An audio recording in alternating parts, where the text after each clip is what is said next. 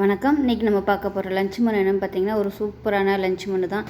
அதாவது காளான் பிரியாணி, திண்டுக்கல் ஸ்டைலில் காளான் பிரியாணி சூப்பராக எப்படி செய்யலாங்கிறத இந்த வீடியோவில் பார்க்க போகிறோம். அதோடு பார்த்தீங்கன்னா சைடிஷு ஹோட்டலில் எல்லாம் கொடுக்குற மாதிரி ஒரு பிரியாணி கிரேவி, சால்னா எப்படி வேணாலும் வச்சுக்கலாம். அது கூடவே பார்த்தீங்கன்னா ஜவ்வரிசியும் சேமியாவும் போட்டு பாயாசம் இன்ஸ்டண்ட்டாக டக்குன்னு எப்படி செய்யலாங்கிறத தான் பார்க்க போகிறோம். இந்த வீடியோவில் பார்த்தீங்கன்னா ரொம்ப சிம்பிளாக தான் பண்ணியிருக்கேன். இதோட நீங்கள் எக்ஸ்ட்ரா எது வேணாலும் வச்சுக்கலாம். சிக்கன் வறுவல், சிக்கன் 65 அந்த மாதிரி எது வேணாலும் நீங்கள் வச்சு சாப்பிட்லாம். நான் வந்து இன்றைக்கி ரொம்ப கொஞ்சம் சிம்பிளாக தான் பண்ணி காமிச்சிருக்கேன். பார்த்திங்கன்னா காம்பினேஷன் சூப்பராக இருக்கும். இந்த பிரியாணி கிரேவியும் செம்ம டேஸ்ட்டாக இருந்துச்சு இந்த பிரியாணியோட தொட்டு சாப்பிட்றதுக்கு. ஸோ வாங்க இந்த பிரியாணி கிரேவி, இந்த பாயசம் எல்லாமே எப்படி செய்யலாங்கிறத பார்க்கலாம். பேன் எடுத்துக்கலாம். பேன் சூடானதும் 2 டேபிள் ஸ்பூன் வேர்க்கடலை சேர்த்துக்கலாம். இது வந்து வறுக்காத வேர்க்கடலை, அதனால் நல்லா வறுத்துக்கலாம். வறுத்ததாக இருந்தாலும் லேசாக சூடு பண்ணிக்கோங்க. இப்போ பாருங்கள், வேர்க்கடலை நல்லா வறுப்பட்டு வச்சு இதை வேறு பிளேட்டுக்கு மாற்றிக்கலாம். இப்போ இதில் 2 டேபிள் ஸ்பூன் வெள்ளை எள்ளு சேர்த்துக்கலாம். வெள்ளை எள்ளு தான் சேர்க்கணும், கருப்பு எள்ளு வந்து சேர்க்கக்கூடாது. சேர்த்திங்கன்னா உங்களுக்கு கிரேவி கலர் வந்து மாறிடும், அதனால் வெள்ளை எள்ளு தான் சேர்க்கணும். இப்போ இதுவும் நல்லா பொரிஞ்சு வர அளவுக்கு வறுத்துக்கணும். இப்போ எள்ளு நல்லா பொரிய ஆரம்பிக்குது, இதையும் வேறு பிளேட்டுக்கு மாற்றிக்கலாம். இப்போ இதில் ஒரு 3 முந்திரி பருப்பு, 1/4 டீஸ்பூன் போல் கசாப்பு சேர்த்துக்கலாம். இதையும் லேசாக வறுத்துக்கலாம். இதோட நல்லா ஒரு 2 டேபிள் ஸ்பூன் துருவின தேங்காய் சேர்த்துக்கலாம். இது எல்லாத்தையும் நல்லா வறுத்துக்கலாம். அந்த தேங்காயோட ஈரத்தன்மை போகிற அளவுக்கு வறுத்துக்கலாம். முந்திரி பருப்பு ரொம்ப சேர்க்க வேணாம், இது வந்து ஒரு டேஸ்ட்டுக்காக தான், அதனால் 2 சேர்த்திங்கன்னா போதும். நம்ம வேர்க்கடலை சேர்த்துக்கிறதுனால அதுலேருந்தும் நல்லா ஒரு எண்ணெய் தன்மை வரும். அதனால் சும்மா ஜஸ்ட் வாசனைக்காகவும் அந்த ஒரு ரிச்சான டேஸ்ட் வர்றதுக்காகவும் 2 முந்திரி பருப்பு சேர்த்துக்கலாம். இப்போ இது வந்து நல்லா வறுபட்டுருச்சு. அந்த தேங்காயில் உள்ள அந்த ஈரத்தன்மை போகிற அளவுக்கு நல்லா வறுத்தாச்சு. இதையும் வேறு பிளேட்டுக்கு மாற்றிக்கலாம். இப்போ இதில் கொஞ்சமாக எண்ணெய் விட்டுக்கலாம். நம்ம வெங்காயம் தக்காளி வந்து வதக்கணும், அதனால் வதங்குற அளவுக்கு எண்ணெய் விட்டுக்கலாம். எண்ணெய் நல்லா சூடாயிடுச்சு. இதில் மீடியம் சைஸ் ஒரு வெங்காயம் சும்மா ரஃப்பாக கட் பண்ணி வச்சுக்கலாம். நம்ம வதக்கிட்டு அரைக்கத்தான் போகிறோம், அதனால் இந்த அளவுக்கு கட் பண்ணால் போதும். இது கூடவே ஒரு 3 துண்டு இஞ்சி, ஒரு 5 பல் பூண்டு சேர்த்துக்கலாம். இதில் வந்து நான் மசாலா கம்மியாக தான் சேர்த்துருக்கேன். ஏன்னா நம்ம பிரியாணி செய்கிறதுனால மசாலா அதுலேயும் இருக்கும், அதனால் நான் அதில் வந்து கம்மியாக தான் சேர்த்துருக்கேன். இஞ்சி பூண்டு எல்லாமே கம்மியாகவே நான் சேர்த்துருக்கேன். ஸோ அதனால் நான் இஞ்சி பூண்டு எல்லாமே கொஞ்சம் கம்மியாக தான் சேர்த்துருக்கேன். இதோட ஒரு 10 புதினா இலை சேர்த்துருக்கேன்.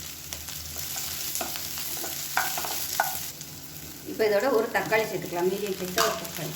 இது எல்லாமே நல்லா மசிஞ்சு வரட்டும்.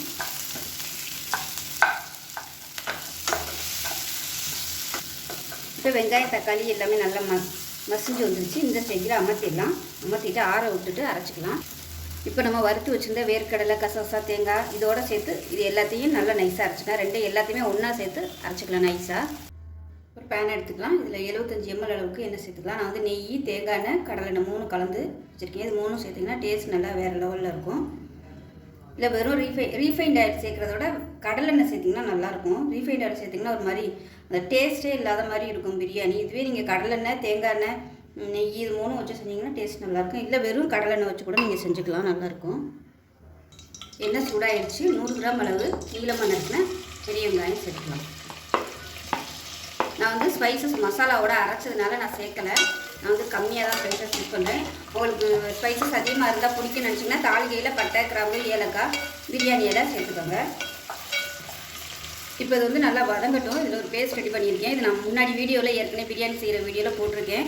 ஒரு 5 சின்ன வெங்காயம், ஒரு 50 கிராம் பூண்டு, இஞ்சி பார்த்திங்கன்னா சும்மா கொஞ்சம் தான், அதாவது 2 சேர்த்து 70 கிராம் 75 கிராம் வர மாதிரி எடுத்துக்கோங்க. இஞ்சி பூண்டு சேர்த்து, அதாவது பூண்டு அதிகமாகவும் இஞ்சி கம்மியாகவும் எடுத்துக்கோங்க. 2 சேர்த்து 75 கிராமு. அது கூடவே ஒரு 4 முந்திரி பருப்பு, ஒரு சின்ன துண்டு பட்டை, 2 கிராம்பு, 2 ஏலக்காய் இது எல்லாத்தையும் சேர்த்து நல்லா நைஸாக அரைச்சிருக்கேன். இப்போ வெங்காயம் நல்லா வதங்கினதுக்கப்புறம் நம்ம சேர்த்துக்கலாம். வெங்காயத்தோட புதினா ஒரு கைப்பிடி, கொத்தமல்லி ஒரு கைப்பிடி சேர்த்துக்கலாம். 3 பச்சை மிளகாய் நீளமாக கட் பண்ணதை சேர்த்துக்கலாம். இப்போ வெங்காயம் நல்லா ப்ரௌன் கலரில் வதங்கிடுச்சு. நம்ம அரைச்சி வச்சுருந்த வெங்காயம், இஞ்சி பூண்டு, பட்டை, கிராம்பு இது எல்லாத்தையும் சேர்த்து வதக்கிக்கலாம். இப்போ இஞ்சி பூண்டு பேஸ்ட்டு எல்லாமே நல்லா வதங்கிடுச்சு. இந்த மசாலா எல்லாமே நல்லா கலர் மாறுற அளவுக்கு வதக்கி விடணும். இல்லைன்னா உங்களுக்கு அந்த முழுமையான டேஸ்ட் வராது. அடி பிடிக்கிற மாதிரி இருந்துச்சுன்னா கொஞ்சமாக எண்ணெய் விட்டுக்கோங்க, இல்லைன்னா தண்ணி சேர்த்துக்கலாம். இப்போ இதில் ஒரு 1/2 டேபிள் ஸ்பூன் சாதாரண மிளகாத்தூள், அரை டேபிள் ஸ்பூன் காஷ்மீரி மிளகாத்தூள் சேர்த்துக்கலாம். இது வந்து கரெக்டான காரமாக இருக்கும். கூட காரம் தேவைப்படும்னு நினச்சிங்கன்னா இன்னும் கொஞ்சம் ஒரு அரை டேபிள் ஸ்பூன் சாதாரண மிளகாத்தூள் சேர்த்துக்கோங்க. மஞ்சத்தூள்லாம் போடுறதில்ல, இந்த மிளகாயோட கலர் மட்டும்தான். இப்போ அதில் 100 கிராம் அளவுக்கு தக்காளி சேர்த்துக்கலாம். 100லேருந்து ஒரு 120 கிராம் அளவுக்கு இருக்கும். அது 1.5 தக்காளி எடுத்துருக்கேன். இப்போ கொஞ்சமாக தண்ணி சேர்த்துக்கலாம். இது வந்து மிக்சியில் வந்து இந்த இஞ்சி பூண்டு வெங்காயம் அரைச்ச பேஸ்ட் இருக்கும் இல்லையா, அதில் வந்து கொஞ்சமாக அலசிட்டு ஒரு 2 டேபிள் ஸ்பூன் தண்ணி சேர்த்துக்கலாம். அந்த தக்காளி வந்து நல்லா மசிஞ்சு வரும். உப்பு சேர்த்துக்கலாம். இப்போ தக்காளி வந்து நல்லா சீக்கிரமாகவே மசிஞ்சிடும். இப்போ தக்காளி வதங்கிட்டு இருக்குது. இந்த ஸ்டேஜில் 2 பாக்கெட் மஷ்ரூம் சேர்த்துக்கலாம். அதாவது 200 கிராம் அளவு மஷ்ரூம் சேர்த்துக்கலாம். நீங்கள் ஒரு பாக்கெட் சேர்க்குறதுனால சேர்த்துக்கலாம். நான் வந்து 2 சேர்த்துருக்கேன். கொஞ்சம் வெறும் மஷ்ரூம் போடுறதுனால கொஞ்சம் 2 பாக்கெட் போட்டோம்னா கொஞ்சம் கரெக்டாக வரும். ஏன்னா அது வதங்கினதும் சுருங்கிடும். இப்போ எல்லாருக்குமே கிடைக்காததுனால நான் வந்து 2 பாக்கெட் எடுத்துருக்கேன். இது அப்படியே பாதியாக குறைஞ்சிடும் வதக்கி விட்டோம்னா. இந்த மசாலாவோட நல்லா வதக்கிக்கலாம்.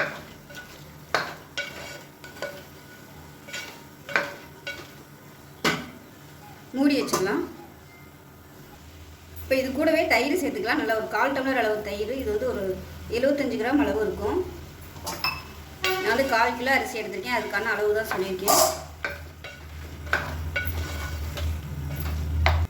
மூடி வச்சுக்கலாம். குக்கர் எடுத்துக்கலாம். இதில் பார்த்தீங்கன்னா சேமியாவும் ஜவ்வரிசியும் வறுத்து வச்சுருக்கேன். இதை சேர்த்துக்கலாம். நான் வந்து நீங்கள் குக்கரில் தான் பண்ண போகிறேன். இன்ஸ்டண்ட்டாக எப்படி பண்ணுறதுன்னு தான் நீங்கள் காமிக்க போகிறேன்.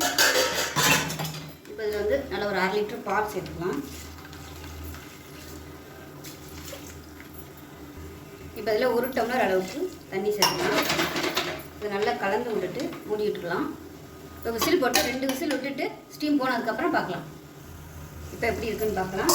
பாருங்கள், நம்ம வந்து தண்ணியை ஊற்றலை. ஆனால் பாருங்கள் இவ்வளோவுக்கு கிரேவி வந்துருக்குது. அந்த மஷ்ரூம்லேருந்து தண்ணி வரும் பாருங்கள். அதே சமயம் அப்படியே நல்லா அப்படியே சுருங்கிடுச்சு பாருங்கள். இப்போ இந்த ஸ்டேஜில் வந்து நம்ம எல்லாமே சேர்த்தாச்சு. இப்போ தண்ணி சேர்த்துக்கலாம். நான் வந்து 1/4 கிலோ அரிசி எடுத்திருக்கேன். 1/4 கிலோ அரிசிங்கிறது 1 டம்ளர் வந்துச்சு. 1 டம்ளருக்கு 1.25 டம்ளர் வந்து நான் தண்ணி வச்சுருக்கேன். தண்ணி வந்து நான் ஜீரக சம்பா அரிசி 20 நிமிஷம் ஊற வச்சுருக்கேன். அந்த 1 டம்ளருக்கு 1.25 டம்ளர் தண்ணி ஊற்றி அந்த தண்ணியை வந்து நான் சூடு பண்ணி வச்சுருக்கேன். அரிசியிலேருந்து தண்ணியை வடிச்சிட்டு இந்த தண்ணியை வந்து இப்போ சேர்த்துக்கலாம். இப்போ ஹை ஃப்ளேமில் வச்சுட்டு நல்லா கொதிக்க விட்டுக்கலாம்.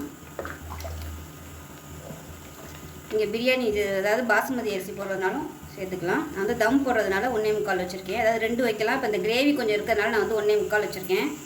இந்த கிரேவியோட அளவு எப்படி இருக்குங்கிறத பார்த்துக்கிட்டு நீங்கள் தண்ணி கூடவோ குறைச்சோ நீங்கள் வச்சுக்கலாம். இது வந்து கொஞ்சம் கொதிக்கட்டும். இப்போ தண்ணி நல்லா கொதிக்க ஆரம்பிச்சுட்டு 1 நிமிஷம் நல்லா தலன்னு கொதிக்க விட்டாச்சு. இப்போ 20 நிமிஷம் ஊற வச்சுருந்தா ஜீரக சம்பா அரிசியை சேர்த்துக்கலாம். நீங்கள் குக்கரில் வைக்கிறதா இருந்தால் 1 டம்ளருக்கு 1.5 டம்ளர் தண்ணி வச்சுக்கோங்க. இப்போ அரிசியை சேர்த்துட்டு நல்லா கலந்து விட்டுக்கலாம். கலந்து விட்டுட்டு எலுமிச்சம்பழம் கொஞ்சம் விட்டுக்கலாம். கொஞ்சமாக டேஸ்ட்டுக்காக மட்டும் கொஞ்சம் விட்டால் போதும். ரொம்ப சேர்த்திங்கன்னா புளிப்புத்தன்மை வந்துடும். நான் வந்து ஒரு எலுமிச்சம்பழத்தில் கொஞ்சோண்டு தான் புளிஞ்சிருக்கேன். கலந்து விட்டுட்டு கொதிக்க விட்டுடலாம். உப்பெல்லாம் செக் பண்ணி பார்த்துக்கலாம். இப்போ மறுபடியும் ஒரு தடவை கிளறி விட்டுடலாம்.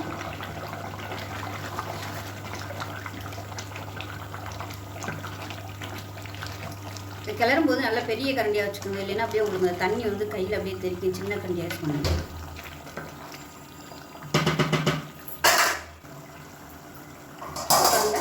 அரிசியும் தண்ணியும் நல்லா கொஞ்சம் ஒரு லெவலாக வந்துருச்சு பாருங்கள். ரொம்பவும் வறுத்து விட்டோம்னா அடி பிடிக்கும். அதனால் இந்த ஸ்டேஜில் நம்ம இதான் போட்டுடலாம். பக்கத்தில் தோசைக்கல் வந்து காய வச்சுருக்கேன். ஒரு தட்டு போட்டு மூடிடலாம். மூடிட்டு அது மேலே ஒரு வெயிட் வச்சுக்கலாம். இதை அப்படியே ஒரு தோசைக்கல் மேலே வச்சு நல்லா ஒரு 10 நிமிஷம் தம் போட்டுட்டு இப்போ ஒரு குக்கர் சூடு பண்ணிக்கலாம். இப்போ நம்ம வந்து அரைச்சி வச்ச பேஸ்ட்டு பார்த்திங்கன்னா ரெடியாக இருக்குது. நல்லா நைஸாக அரைச்சி வச்சாச்சு. இந்த மாதிரி கெட்டியாக அரைச்சிக்கோங்க. இப்போ தான் வதக்கிறதுக்கு ஈஸியாக இருக்கும். இப்போ எண்ணெய் விட்டுக்கலாம். எண்ணெய் சூடானது 1 டீஸ்பூன் சீரகம் சேர்த்துக்கலாம்.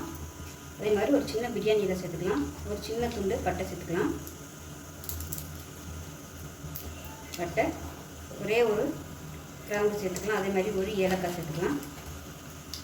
அவ்வளோதான் இதுக்குள்ளே ஸ்பைசஸ்ஸு. இது எல்லாமே பொரியட்டும். இப்போ இது எல்லாமே பொரியவும் நம்ம அரைச்சி வச்சுருந்த இந்த பேஸ்ட்டை சேர்த்துக்கலாம்.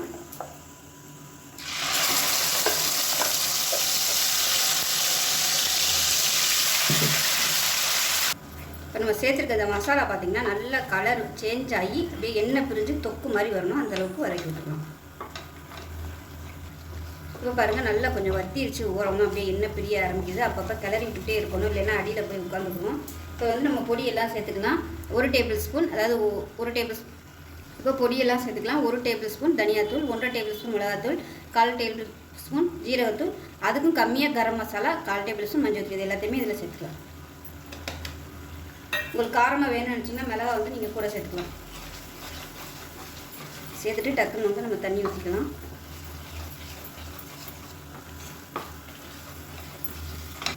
இப்போ தேவையான அளவுக்கு தண்ணி சேர்த்துக்கலாம். நான் மிக்சியில் இருந்து அரைச்சிட்டு அப்படியே தண்ணி சேர்த்துருக்கேன். இன்னும் கொஞ்சம் தண்ணி சேர்த்துக்கலாம். திக்காகவே வச்சுக்கோங்க. பத்தலைன்னா ரொம்ப கெட்டியாக இருந்துச்சுன்னா நம்ம அப்புறமா தண்ணி கொதிக்க வச்சு சேர்த்துக்கலாம். நம்ம பிரியாணி ஊற்றி சாப்பிட்றதுனால கொஞ்சம் அப்படியே கெட்டியாக இருந்தால் தான் நல்லாயிருக்கும். அதே சமயம் ரொம்ப கெட்டியாக வச்சுருவோன்னா இன்னும் கொஞ்சம் லேசாக தண்ணி சேர்த்துக்கலாம். அவ்வளோதான். இப்போ உப்பு சேர்த்துக்கலாம். இன்னும் உப்பு சேர்க்கல, கொஞ்சமாக உப்பு சேர்த்துக்கலாம். அவ்வளோதான். இது வந்து மூடி வச்சிடலாம். மூடி வச்சுட்டு நல்லா ஒரு 4 விசில் விடணும். எந்த அளவுக்கு நீங்கள் விசில் விடுறீங்களோ அதை எண்ணெய் தெளிஞ்சு வரும்போது நல்லா டேஸ்ட்டாக இருக்கும். 4லேருந்து ஒரு 5 விசில் வரைக்கும் விட்டுட்டு ஸ்டீம் போட்டதுக்கப்புறம் பார்க்கலாம். இப்போ பிரியாணி கிரேவி எப்படி இருக்குன்னு பார்க்கலாம். இப்போ பாருங்கள் நல்லா அருமையாக வந்துருச்சு பாருங்கள். எண்ணெயெல்லாம் பிரிஞ்சு இந்த மாதிரி வந்துச்சுன்னா கிரேவி வந்து நல்லா டேஸ்ட்டாக இருக்கும். இது வந்து கரெக்டாக இருக்குது. இந்த மாதிரி இருந்துச்சுன்னா தான் சாதத்துக்கு வந்து நம்ம ஊற்றி சாப்பிடையில் நல்லாயிருக்கும். அவ்வளோதான். நமக்கு இப்போ பிரியாணி கிரேவி ரெடி ஆகிடுச்சு. சால்னா எப்படின்னு வச்சுக்கலாம். இப்போ பாயாசத்துக்கு சேமியாவும் ஜவ்வரிசி வேக விட்டது எப்படின்னு பார்க்கலாம். பாருங்கள் இந்த மாதிரி தான் இருக்கும். நம்ம எக்ஸ்ட்ரா வந்து தண்ணி ஊற்றிக்கலாம். இந்த பால் ஃபுல்லாத்தையுமே இழுத்துருச்சு பாருங்கள். இப்போ நம்ம வந்து சுடு தண்ணி தான் சேர்க்கணும். இந்த ஸ்டேஜில் தண்ணி நல்லா கொதிக்க விட்டு சேர்த்துக்கலாம். நீங்கள் வந்து ஊற்றையில் இன்னும் ஒரு 2 டம்ளர் கூட சேர்த்துக்கோங்க. ஏன்னா சப்போஸ் ஒரு வேளை அடி பிடிக்கிற மாதிரி ஆயிடுச்சுன்னா, இப்போ வந்து எனக்கு அடி பிடிக்கல, கரெக்டாக இருக்குது. 2 விசில் வந்து கரெக்டாக இருக்குது. இப்போ பக்கத்தில் வச்சு தண்ணி நல்லா சூடாகிடுச்சு. இப்போ அந்த தண்ணி வந்து இதில் சேர்த்துக்கலாம். தண்ணியை சேர்த்து கலந்து விட்டுட்டு அதுக்கப்புறமா வந்து கேஸ் ஆன் பண்ணிக்கலாம். தண்ணி வந்து கொஞ்சம் பார்த்தே ஊற்றிக்கோங்க. ஏன்னா அடுத்து நம்ம ஜீனி போடணும். ஜீனி போட்டோம்னா கொஞ்சம் அப்படியே தண்ணி விட்டாப்ப வரும். இது உங்களுக்கு இன்னும் கொதிக்க கொதிக்க நல்லா திக்னஸ் ஆகிட்டே வரும்.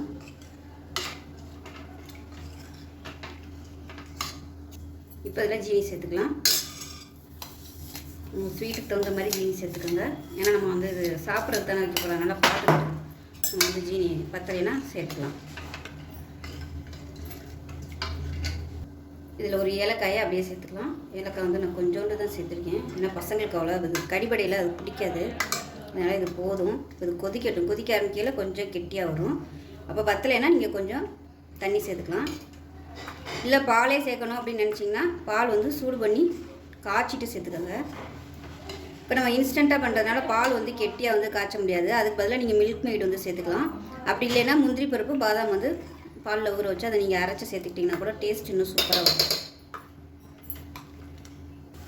இப்போ பாயசம் நல்லா கொதிச்சிருச்சு. இப்போ முந்திரி கிஸ்மிஸ் பழம் தாளிச்சு எடுத்துக்கலாம்.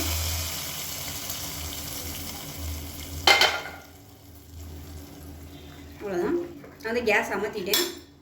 இப்போ லாஸ்ட்டாக இருக்கிற நெய்யும் சேர்த்துக்கலாம். அதான் கரெக்டாக இருக்குது. குடிக்கிற அளவுக்கு கரெக்டாக இருக்குது. இது ரொம்ப சிம்பிளாக ஈஸியாக பண்ணக்கூடிய பாயசம். இப்போ நமக்கு பாயசம் ரெடி ஆயிடுச்சு. பிரியாணி எப்படி இருக்குன்னு பார்க்கலாம். பிரியாணி தம்மில் இருந்து எடுத்தாச்சு. கீழே இருந்து மேலே வரைக்கும் எடுத்துக்கிட்டோம். நான் என்ன பண்ணேன், கொஞ்சோண்டு இப்போ பாசுமதி அரிசி வந்து சும்மா ஒரு கைப்பிடி மிச்சம் இருந்துச்சு. அதையும் இதோடு சேர்த்து போட்டேன். நான் டேஸ்ட்டாக போயிடும் அப்படின்ட்டு. அவ்வளோதான். சூப்பரான பிரியாணி, காளான் பிரியாணி ரெடி ஆயிடுச்சு. அவ்வளோதான். அப்படியே விட்டுறலாம். இதை அப்படியே எடுத்து ஒரு பேசினில் கொட்டிட்டு ஒரு 5 நிமிஷம் அப்படியே ஆட விட்டுட்டிங்கன்னா கொஞ்சம் நல்லா சாதம் நல்லா உதிரி உதிரியாக வந்துடும். இப்போ பாருங்கள் சூப்பரான மஷ்ரூம் பிரியாணி. அடுத்து பார்த்திங்கன்னா ஒரு சூப்பரான பிரியாணி கிரேவி, சால்னா எப்படி வேணாலும் வச்சுக்கலாம். வெங்காய பச்சடி, பாயசம். அவ்வளோதான். ஒரு சூப்பரான ஹோட்டல் ஸ்டைலில் ஒரு லஞ்ச் மெனு ரெடி ஆகிடுச்சு. டேஸ்ட்டு சூப்பராக இருக்கும். ஸோ இதே மாதிரியே இந்த மாதிரி பிரியாணியும் சால்னா இதெல்லாம் செஞ்சு பாருங்கள். ஒரு இன்ஸ்டண்ட்டாக செய்யக்கூடிய பாயாசம். இந்த மெத்தடில் பண்ணிங்கன்னா டக்குன்னு பண்ணிடலாம். கேஸும் மிச்சமாகவும் உங்களுக்கு ரொம்ப ஈஸியாக இருக்கும் இந்த மெத்தடில் பாயாசம் பண்ணிங்கன்னா. ஸோ அவ்வளோதான். இது வந்து என்னோடய பொண்ணுக்காக பர்த்டே லஞ்ச் மெனு. இது வந்து ஒரு ஸ்பெஷல்.